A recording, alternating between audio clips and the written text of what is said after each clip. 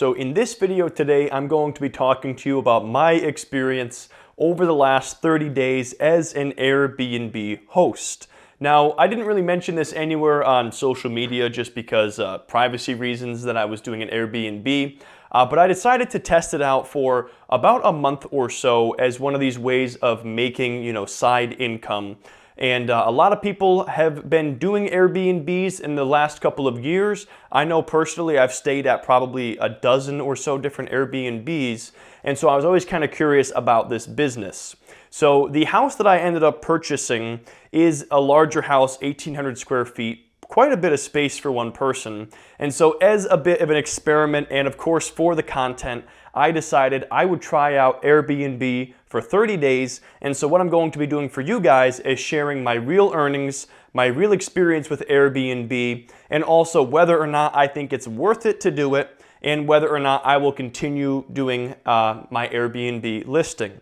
But that being said, if you guys do enjoy this style of videos where I'm documenting different money-making ideas in real life, all that I ask is you drop a like on this video. I certainly do appreciate that. It helps out with the algorithm and allows for this video to get shared with more people. And then lastly, if at the end of this video you guys are interested in learning more about being an Airbnb host, or you potentially want to sign up and host one of your spaces, I do have a link in the description below for that. It is an affiliate link and I do earn a commission from Airbnb if you do decide to use that link. I certainly do appreciate your use of that link, but again, it is not required. It's just a way to give back to me for putting this content together. But that being said, the very first thing I want to do is give you guys a tour of my Airbnb listing and show you guys what everything looks like. Okay, so I'm downstairs in my house now, and if you guys couldn't guess, the type of listing that I went ahead and did was a private room. So I do have different apartments here in this house that I purchased. It's a main house with 2 apartments, but I didn't have like a separate empty apartment. So I ended up doing a shared room in my home on the 2nd floor. And the reason I was able to do that is because this house actually has 3 floors. And I was occupying the 3rd floor using the guest bed, and I had a bathroom down here that I used. So basically, my guests had full access to the master bedroom and the master bathroom, and those were totally private, not being used by other people. But the very first thing I did that was really convenient for this Airbnb, that way I didn't have to worry about welcoming people, is I set up one of these lock boxes on the door. I'll show you guys what that looks like just so you know. So when people showed up to check into the Airbnb, they just entered a code on the door, and then that allowed them to enter, and then I provided them with instructions on how to actually, get to the 2nd floor and get to that bedroom. But that was the initial check-in. It was just, putting in the code, and then they would come upstairs to where the bedroom is and where the bathroom is. So as you come up the stairs here, it was actually a pretty decent layout for an Airbnb because on the right is their bathroom, and then on the left across the hall is the bedroom. And then where I was is the 3rd floor, so totally separate area of the house than what they were having access to. So the bedroom itself, I will say this, I put a decent amount of money into furnishing it and decorating it, but I was planning on putting this money into this room regardless, so this wasn't necessarily costs that were specifically associated with this Airbnb listing. And then I'll show you guys the bathroom really quick, and then I'll go into more detail about some of the different elements I incorporated in this Airbnb. And so the bathroom, obviously the jacuzzi tub is a big selling point, and that was something I added in my listing, and I think that got me a lot more bookings. I had a lot of people very interested, specifically just because this place had the jacuzzi. So other than the furnishing of the room, which I'm not really counting as an expense since I was going to be furnishing it anyway, I did spend about $300 on some different supplies for the Airbnb. One of the things I noticed early on is that the towels that I was using were not quick dry, and it was taking me like 3 hours to dry these towels. So one of the things I purchased was some quick dry towels. Another thing that I went ahead and purchased was assorted phone chargers. I always like when you stay at an Airbnb and they already have chargers there for you. So I bought like the 3 basic phone chargers that everybody typically needs. I did a little candy dish here, bought some granola bars and a case of water.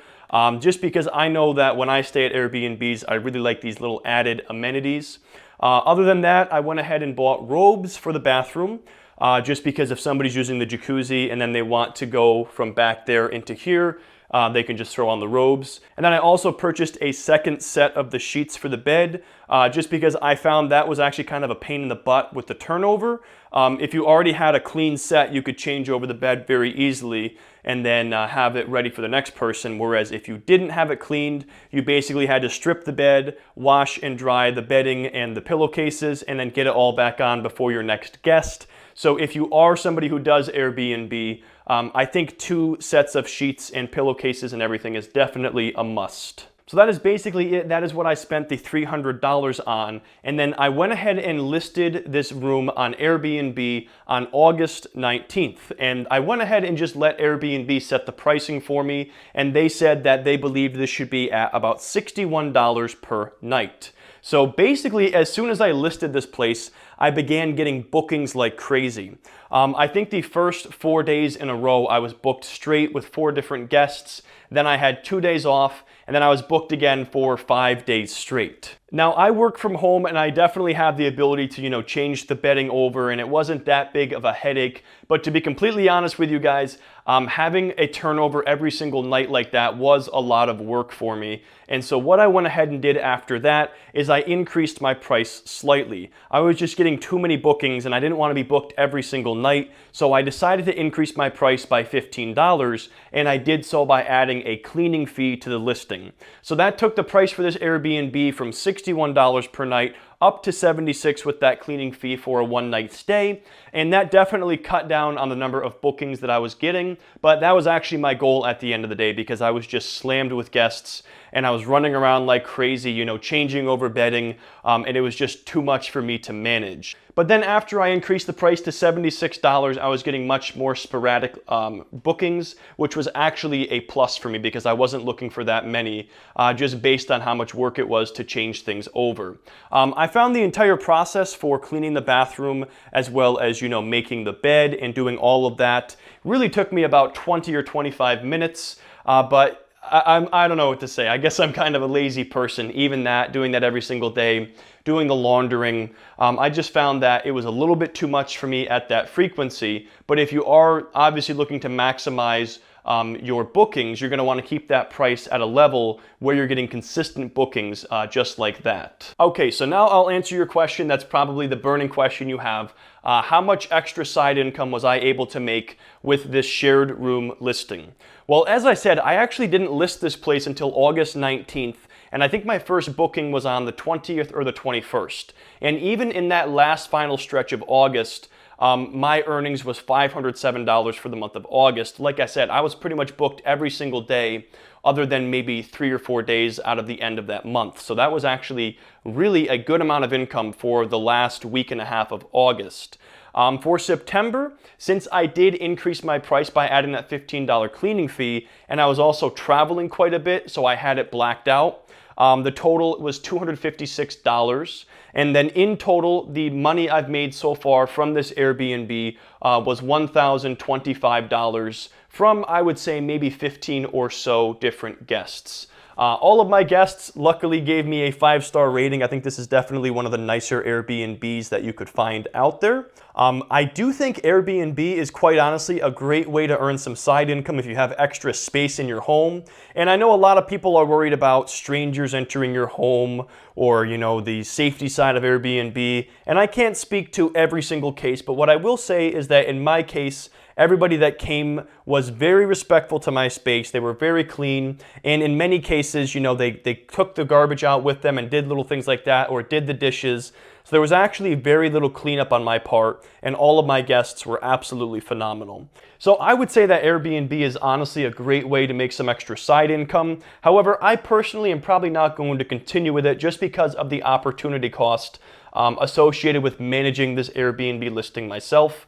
Since I work from home and I have many different things I could do with my time, blogging or working on videos or my different businesses, this is quite honestly not the best use of my time.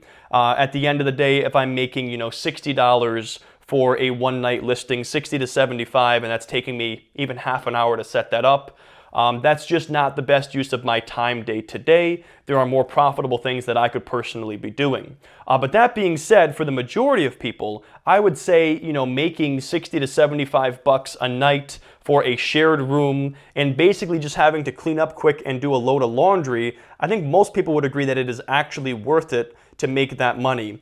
And I think Airbnb is honestly an awesome option if you're looking to make an extra 500 to 1,000 bucks per month of side income.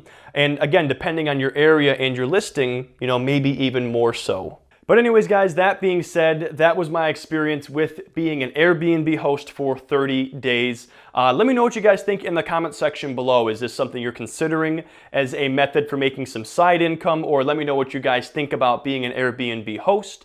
And as I said, if you guys do want to learn more about hosting your space, or if you decide that you do want to be a host, there is a link down in the description below where you can get more information about being an Airbnb host. The actual process for me for listing my space took me about, maybe 30 minutes at the most.